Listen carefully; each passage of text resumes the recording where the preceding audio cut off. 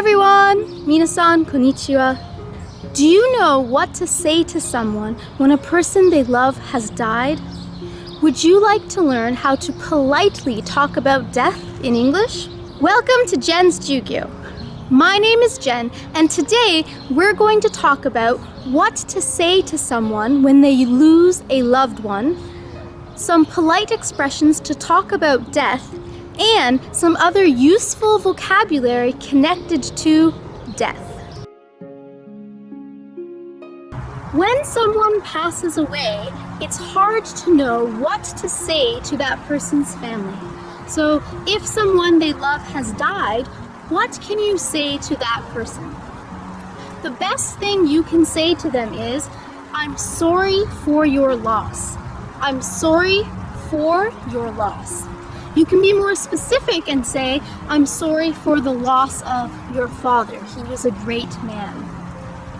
If you are writing a sympathy card to someone to show that you are sad to hear the news, you can say, "I'm sad to hear about the passing of the person who has died." You could also say, "My deepest sympathies," or "My condolences." It might also be good to share a happy memory of that person with them. So, your father was a great man. My favorite memory of him was blah, blah, blah. And you can finish by saying, "He will be missed dearly." A final thing that you could also say is offer to help the person. Okay? You can say, "If there's anything I can do, please let me know." Okay? Or, "I'm here for you if you need to talk." These are great expressions that you can say to someone if they have lost a loved one. In English, when someone dies, you could say, "They are dead." In this case, dead is the adjective. Or you can say that somebody has died. They died. So died is the verb and dead is the adjective. However, these two expressions don't sound very polite. They sound a little bit rude and harsh. So we have nicer expressions to describe somebody dying. One of the best ways to describe it is passing away. Okay, so he passed away. It means he is dead, but it's a nicer, more polite and thoughtful way of saying this fact. You could also say, "He is no longer with us." He's no longer with us. Or, "He has gone to a better place." The expression "he has gone to a better place" often comes from the idea of when you die, many people believe that there is life after death. They will go to heaven or something like that. So "he has gone to a better place" is an expression that's usually used more with people who are religious. The place where dead people are buried is called a graveyard or a cemetery. So now we are in a graveyard, and I'm going to show you some useful vocabulary connected to death that you might find in a graveyard. When someone passes away in English, we usually have a special ceremony to honor and to remember that person. The name of the ceremony to help honor and remember the deceased person is called a funeral. Funerals often take place in a small church or chapel area or funeral home like this one here. At a funeral, people will usually stand up and talk about their memories of the loved one, memories of the person who's passed away, different things they did in their life, and just pay respect towards that person.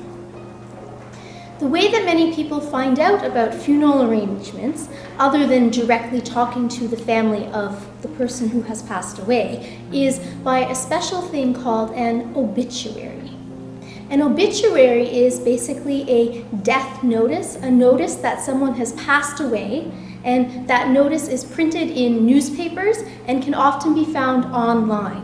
So in the obituary, it'll have the name of the person who passed away and some brief details about their life and their family members who they have left behind. When someone passes away, two different things might happen to their body.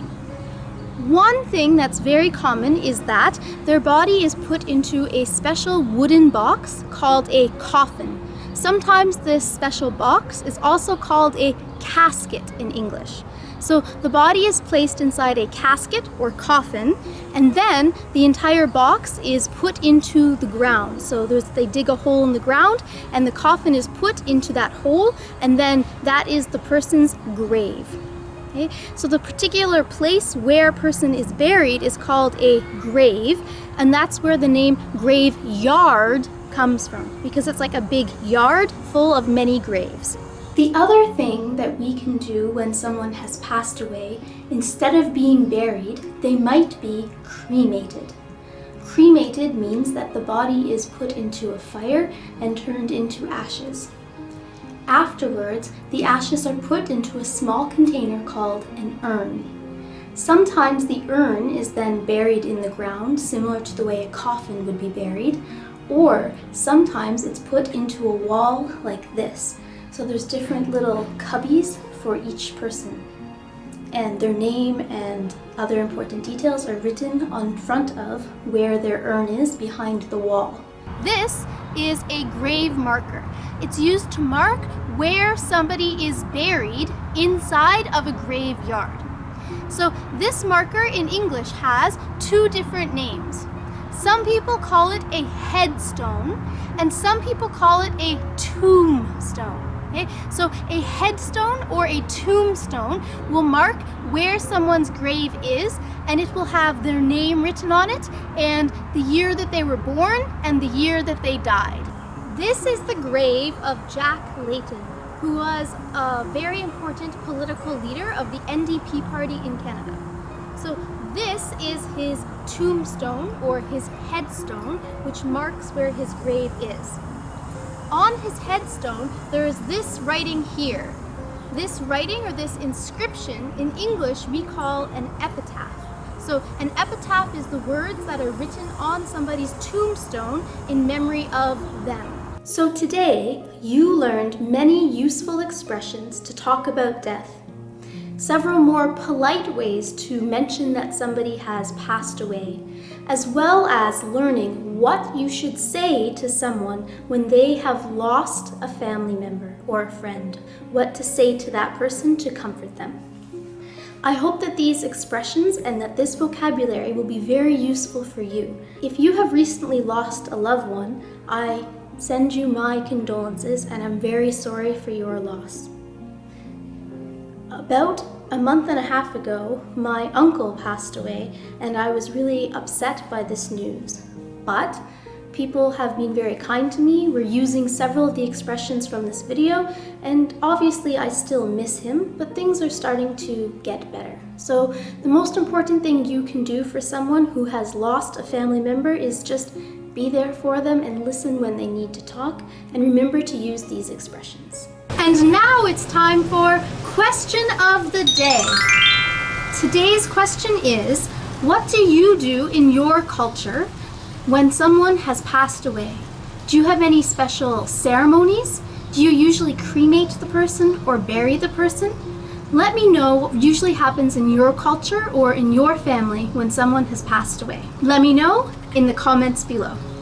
Thank you so much for watching this video. Mina, benkyo, ganbatte ne! Ja ne!